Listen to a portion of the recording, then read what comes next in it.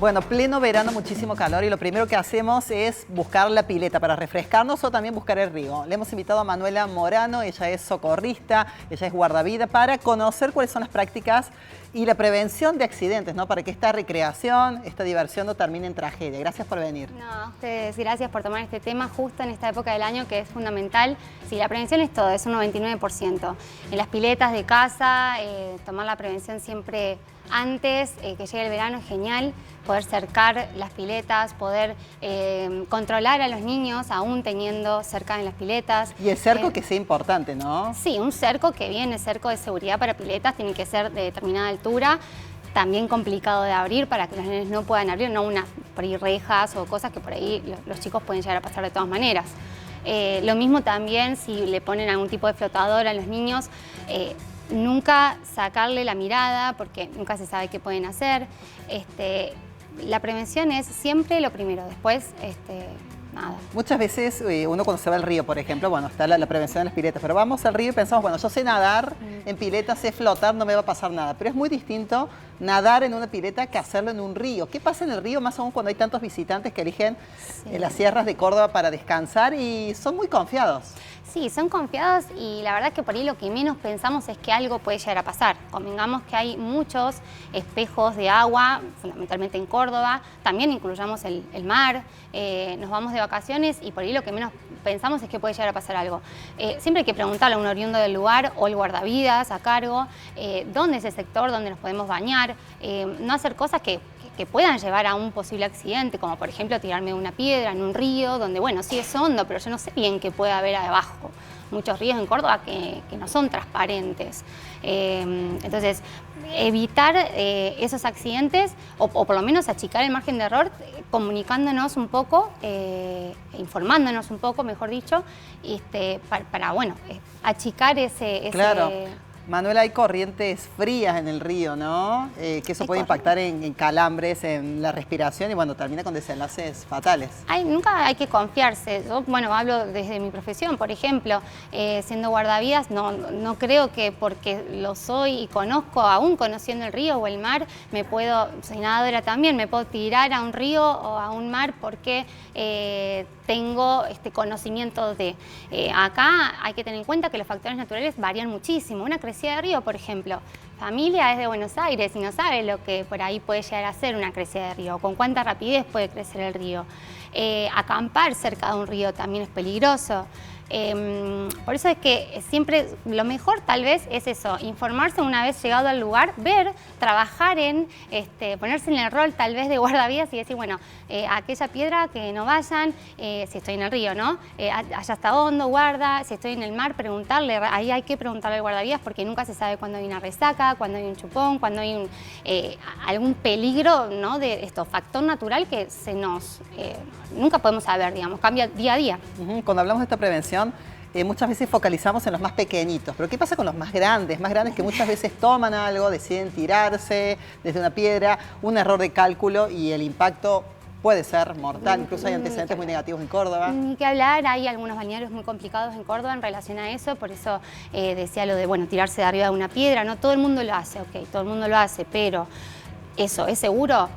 No, de ninguna manera. Un traumatismo en cualquier área donde yo esté, en un río, muy difícil, depende cómo sea el río, sacar a esa persona, poder trasladarla, poder llevarla a un centro hospitalario, o sea...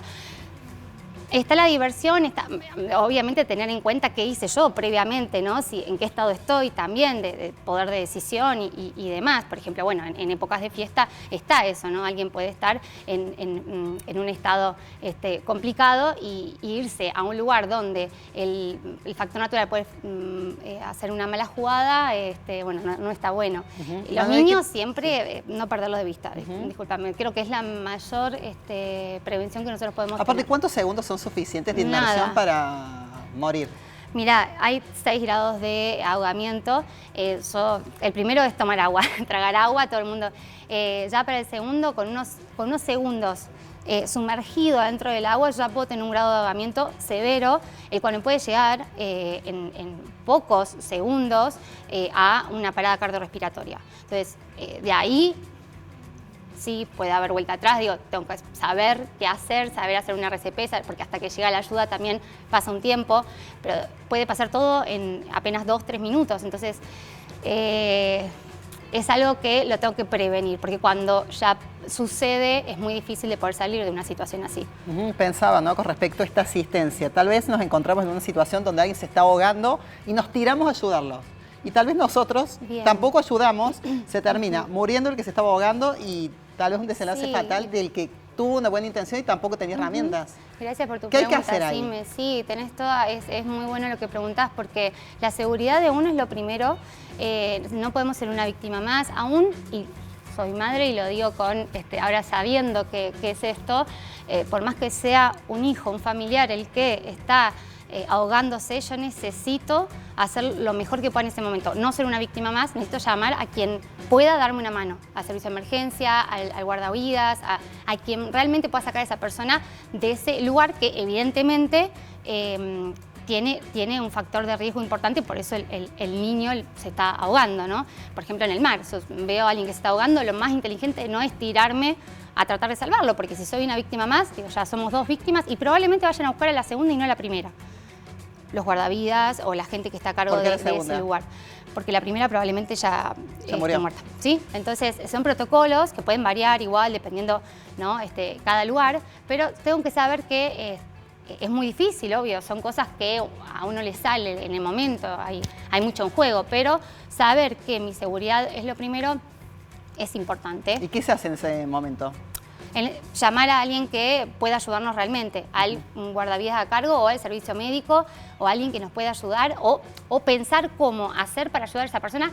Por ejemplo, estoy viendo ahí a alguien que se va en una corriente, por ahí lanzarle, arrojar algo, no tirarme, porque es muy probable que yo no pueda hacer nada, digo, que termine siendo una víctima más. Entonces, algo un poco más inteligente que sume a la situación. Obviamente es importante saber que el factor sentimental me puede jugar una mala pasada, ¿no? Pero siempre digo, lo que se puede entrenar, se entrena. Saber también hacer un primer auxilio también es bueno, porque se me queman todos los papeles, pasa todo mal y, bueno, necesito hacer un primer auxilio antes de que llegue la ambulancia. Eso también es importante. Claro, esos segundos valen oro.